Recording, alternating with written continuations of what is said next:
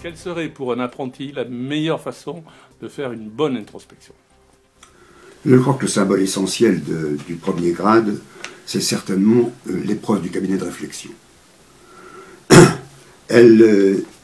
Cette épreuve a pour but de mettre l'homme face à lui-même. Elle l'engage à faire son premier bilan sur ses qualités et ses défauts, surtout sur une parfaite lucidité envers soi-même et l'appétit d'en connaître plus. Quels sont, d'après vous, les meilleurs voyages que peut faire un compagnon? Alors, le voyage du compagnon, les voyages du compagnon, plus exactement, ça n'est pas un voyage dans l'espace. Bien que il existe, au cours de la cérémonie d'élévation au deuxième degré, une map monde sur le bureau du Vénérable, c'est moins un voyage dans l'espace qu'un voyage dans le temps et dans le monde des idées.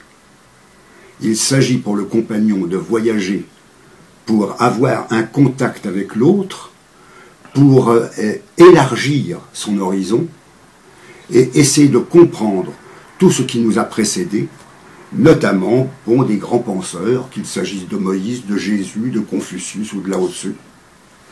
En définitive, c'est ça le vrai voyage du compagnon, et c'est ça qui devrait l'amener à la maîtrise. Alors, comment reconnaît-on qu'un maçon détient la maîtrise? Je dirais qu'en tout premier lieu, on le reconnaît à la maîtrise qu'il a de lui-même. C'est la maîtrise de soi qui est d'abord l'élément essentiel du grade de maître. Ensuite de ça, le maître a des devoirs, naturellement. Devoirs qu'il peut accomplir en fonction même des deux premiers grades qui l'ont amené à réfléchir à un certain nombre de choses. Mais sans oublier en définitive que nos rituels se terminent par le vaste domaine de la pensée et de l'action dans lequel nous devons entrer en sortant de loge, et sans oublier non plus que dans le préambule de la Constitution, nous devons travailler à l'amélioration de la condition humaine, tant sur le plan matériel que sur le plan moral, intellectuel et spirituel.